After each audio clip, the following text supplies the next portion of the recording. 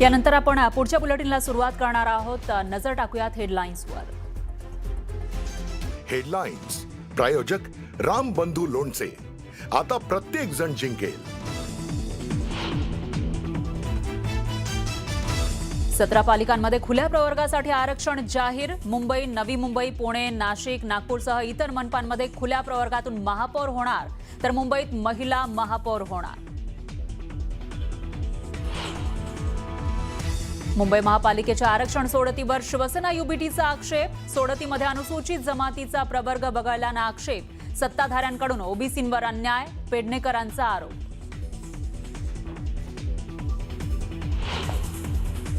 अचलपूर नगर परिषदेमध्ये भाजप आणि एमआयएमची युती। समितीच्या सभापतीसाठी भाजप एमआयएमची युती। एमआयएमला शिक्षण आणि क्रीडा समिती सभापतीपद।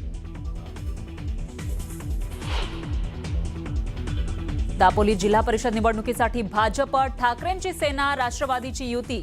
योगेश कदम यांना घेरण्याची तयारी। दापोलीमध्ये शिवसेना स्वबळावर लढणार। एमआयएमच्या नगरसेविका सेहर शेख यांना मुंब्रा पोलिसांची नोटीस। मुंब्रा हिरवा करणार या सेहर यांच्या वक्तव्याविरोधात भाजप आक्रमक, योग्य कारवाईची मागणी। दाऊदच्या बाबतीत अपप्रचार करण्यासाठी एक टूलकिट काम करतंय। या टूलकिटच्या मागे कोण हे मला माहिती आहे, पण आता बोलणार नाही, मुख्यमंत्री फडणवीसांचं वक्तव्य। महाड नगर परिषदेच्या निवडणुकीदरम्यान झालेल्या राडा प्रकरणावर हायकोर्टाची नाराजी। मुख्यमंत्री इतके असह्य आहेत की त्यांना काहीही करता येत नाही। हायकोर्टाचं निरीक्षण। उद्या सकाळी 11 पर्यंत आरोपींना शरण येण्याचे आदेश। मुंबईच्या जुहू चौपाटीवर अनधिकृत फोटोग्राफरकडून पर्यटकावर हल्ला। फोटोग्राफरच्या हल्ल्यात पर्यटक गंभीर जखमी।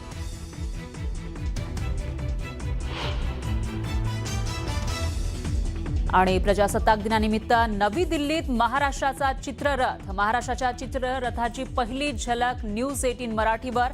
यंदा गणेशोत्सवाची थीम।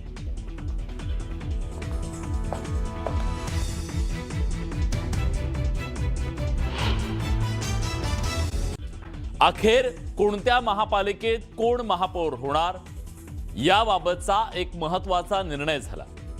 29 महापालिकांची बहुप्रतीक्षित अशी आरक्षण सोडत आज जाहीर झाली। यात विविध प्रवर्गांच्यासाठी राज्यभरातील महापालिकांची महापौर पद ही आरक्षित झाली। त्याचवेळी बहुतेक ठिकाणी खुल्या प्रवर्गाला देखील महापौर पद मिळणार आहे। पण या आरक्षण सोडतीवर आता विरोधकांनी आक्षेप नोंदवलाय, टीकेची झोड उठवली आहे। त्यामुळे महाराष्ट्राचं राजकारण पेटलंय। एवढंच काय तर काँग्रेसनं महापौर पदासाठी काढलेल्या आरक्षण सोडतीत फिक्सिंग झाल्याचा गंभीर आरोप करत एकच खळबळ उडवून दिली आहे। महापौर आरक्षण सोडतीत फिक्सिंग, काँग्रेसचे नेते विजय वडेट्टीवारांचा गंभीर आरोप। मुंबईच्या सोडतीवर ठाकरे सेनेचा आक्षेप। आरक्षण सोडतीवरून आरोप प्रत्यारोप।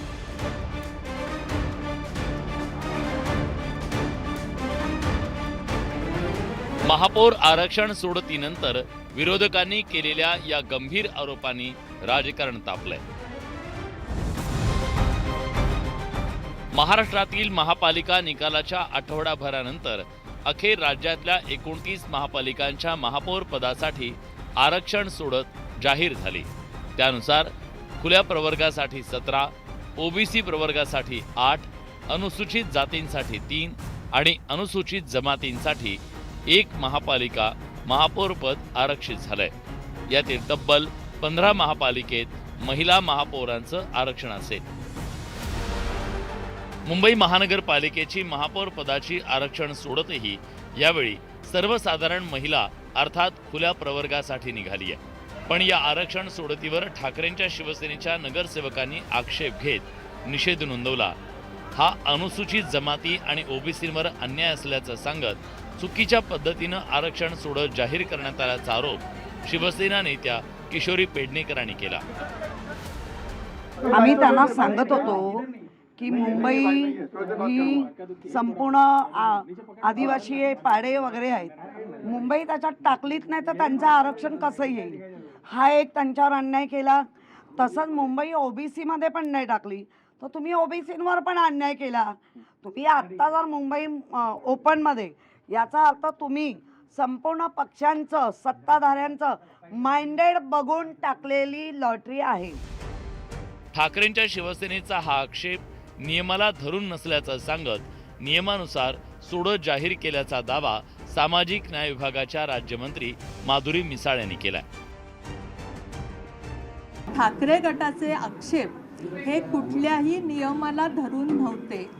त्यांच्या म्हणण्यानुसार त्यांना मुंबईमध्ये जे आरक्षण पाहिजे होतं त्यासाठी काय करता येईल या पद्धतीचा आरडाओरडा त्यांनी केला.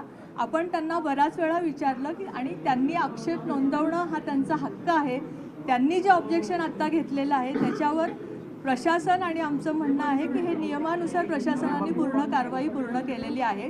ओबीसी महिला तुम्ही टाकलं नाही, ओबीसी मध्ये टाकलं नव्हतं, हा प्रामुख्याने त्यांचं ऑब्जेक्शन होतं. कारण की ओबीसी झालं नाही, दोन्ही वेळेस झाले आहे, ते सर्वसाधारण झाले मुंबई, अशा पद्धतीचं त्यांचं ऑब्जेक्शन आहे. त्यामुळे कुठेतरी ओबीसी प्रक्रियेनुसार त्यांना प्रक्रियेमध्ये जायचं नव्हतं. त्यांचं म्हणणं होतं की हे झालं नाही, ते झालं नाही, आम्हाला मुंबईला हे आरक्षण पाहिजे होतं. तर तसं होत नाही. प्रक्रिया नियमानुसार जी होते त्याच्यामध्ये जी आरक्षणं पडतात ती आपल्याला प्रक्रियेमधनं ॲक्सेप्ट.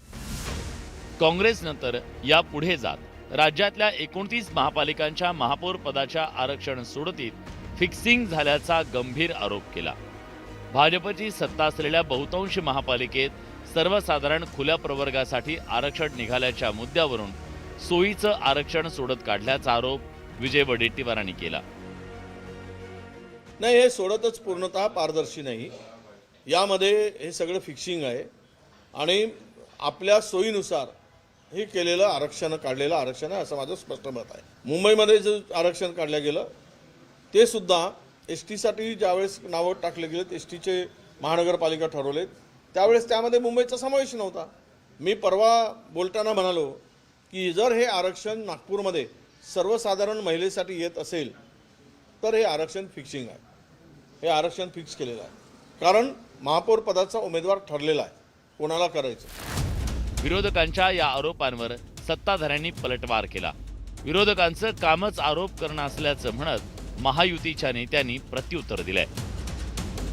आरक्षणाची सोडत हा प्रक्रियेचा भाग असतो आणि त्या प्रक्रियेमध्ये जे काही आरक्षण सोडत झाली ती कायद्यानुसार, परंपरेनुसार, नियमानुसार झाली आहे. आणि आता नियमानुसार महायुतीचा महापौर मुंबईत बसेल, वाजत गाजत बसेल, मुंबईकरांच्या आशीर्वादाने बसेल, मराठी माणसाच्या सेवेसाठी बसेल, संपूर्ण मुंबईच्या विकासासाठी बसेल.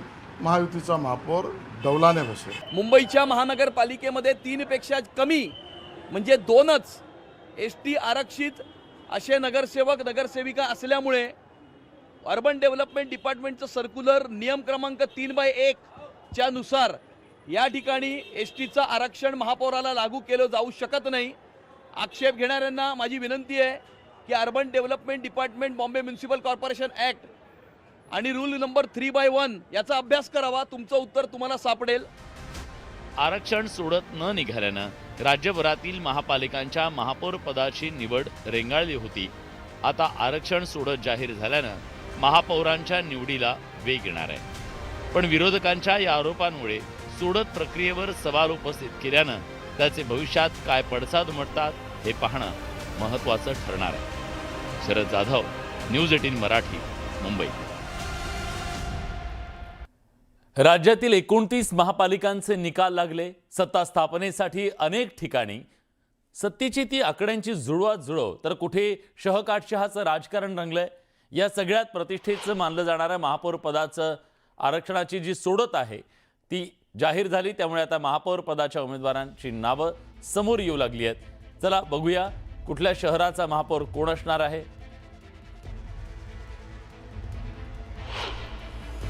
तर सर्वात आधी पाहूया मुंबईत महापौर पदाच्या शर्यतीत कोण कोणाची नावं आहेत. योगिता कोळी भाजपच्या, प्रीती साठम, अलका केरकर आणि राजश्री शिरवाडकर यांची नावं चर्चेत आहेत. ठाण्यात महापौर पदासाठी कुणाची नावं चर्चेत आहेत? डॉक्टर दर्शना जानकर शिवसेनेच्या, पद्मा भगत शिवसेनेच्या, विमल भोईर शिवसेनेच्या आणि भाजपनं सुरेश कांबळे यांचं नाव पुढे केलं. कल्याण डोंबिवली महापालिकेत महापौर पदाची माळ कुणाच्या गळ्यात पडू शकते? संभाव्य उमेदवार शिवसेनेचे किरण भांगले, हर्षला थविल शिवसेनेच्या, रमेश जाधव शिवसेनेचे आणि मनसेच्या शीतल मंधारी. पुण्यात महापौर पदाचे दावेदार कोण असतील? स्वर्धा बापट असतील भाजपकडून, भाजपच्याच मंजुषा नागपुरे संभाव्य महापौर असतील, किंवा भाजपचे वर्षा तापकीर, त्याचबरोबर भाजपच्या मानसी देशपांडे आणि निवेदिता एकबोटे, रंजना टिळेकर या भाजपच्या संभाव्य महापौर असू शकतात. मतदारांचा लोकशाहीचा उत्सव संपला आणि आता राजकीय मंडळींचा सत्तेचा खेळ सुरू झालाय. या सत्तेच्या खेळात कोण कुणाच्या सोबत जातंय हे कळायला मार्ग नाहीये. मतदार चक्रावून गेलाय. राज ठाकरेंनी ज्या शिंदेच्या शिवसेनेच्या सोबत निवडणूक लढवली मराठीच्या मुद्द्यावर, त्यांच्या सोबत सत्तेत जाण्याचा निर्णय स्थानिक नेतृत्वाने घेतल्यानं मनसेसाठी सत्तेचं दार उघडलं जातंय का? आणि ते राज ठाकरेंना मान्य आहे का? सवाल आहे. आम्हाला सत्तेचा हव्यास नाहीये.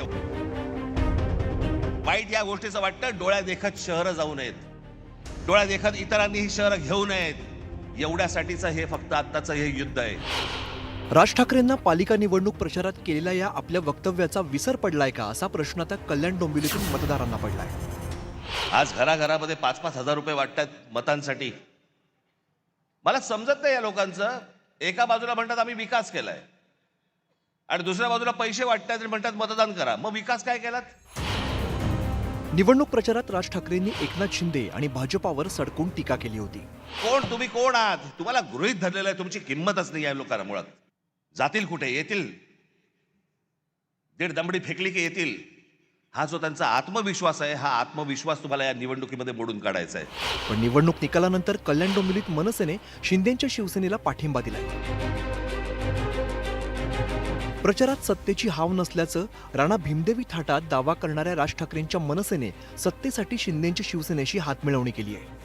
तुम्हाला आणि माझ्या केडीएमसीची जनतेला मला प्रश्न विचारायचे की 5 लोकांमध्ये आम्ही जनतेला न्याय देऊ शकलो असतो त्यामुळे सत्तेत राहून आम्ही आमचा आक्रोश ठेवणारच ना. भले काय आम्ही काय त्याचं सरकार वगैरे किंवा ते पाडू शकत नाही, परंतु आमचे जे मुद्दे आहेत ते आम्ही घेऊन एक कॉमन मिनिमम प्रोग्राम घेऊनच जाणार आहोत. त्यामुळे तो विषय राहत नाही की आम्ही काय बोललो कोणा, असं खूप कोण त्याच्याबद्दल बोललेलं असतं. कल्याण डोंबिवलीत एक हाती सत्ता मिळवण्यासाठी शिंदेच्या शिवसेनेने मनसेला सोबत घेत बहुमताचा आकडा गाठलाय. शिवसेना भाजपातील कुरघोडीच्या राजकारणात राज ठाकरेंच्या मनसेने शिवसेनेला मदतीचा हात दिलाय. स्वतः महाराष्ट्र नवनिर्माण सेनेचे प्रमुख राज ठाकरे यांना सुद्धा ती भूमिका मान्य नाही, ती पक्षाची भूमिका नाही, हे त्यांच्याशी चर्चा झाल्यावरती आमच्या लक्षात आलेलं आहे. पण तुम्हाला जर स्थानिक लोकांना अशा प्रकारची युती करायची होती तर तुम्ही कल्याण डोंबिवलीमध्ये शिवसेनेबरोबर युती करायला नको होती. आमची एक भूमिका आहे आणि कठोर आणि कडवट आहे शिंदेच्या बाबतीमध्ये व त्यांच्या गटाच्या बाबतीत. त्यांनी महाराष्ट्राच्या पाठीमध्ये संधी बसल्या. एकीकडे संजय राऊत भाजप आणि शिंदेच्या शिवसेनेला पाठिंबा देणार नसल्याचं सांगत असले तरी कल्याण डोंबिवलीतील त्यांच्याच पक्षाचे नगरसेवकही भाजप आणि शिवसेनेच्या सन्मानजनक प्रस्तावाकडे डोळे लावून बसलेत. पाठिंबा मागण्याबाबत भाजप पण आहे, शिंदे सेना पण आहे. तुम्ही काय भूमिका घेतली यावर? सन्मानपूर्वक जर त्यांनी मागितला, पाठिंबा मागितलेला आहे आणि तो जर आमचा सन्मान त्याच्यात होत असेल तर त्याचा नक्की त्या प्रस्तावाचा विचार करू. तुम्ही शिंदेसोबत जायला तयार आहात का जर सन्मानपूर्वक असेल तर? तसा प्रस्ताव येऊ द्या. त्यावर आता ठाकरेंच्या शिवसेनेकडून सारवासारव केली जाते. तर इकडे मनसेनेही उद्धव ठाकरेंच्या शिवसेनेकडून सुरू असलेल्या अनैसर्गिक आघाडीवरती बोट ठेवलंय. आमच्याकडून काही निर्णय झाला नाही. आम्ही अशा प्रस्तावांना केराची टोपली दाखवतो अनेकदा.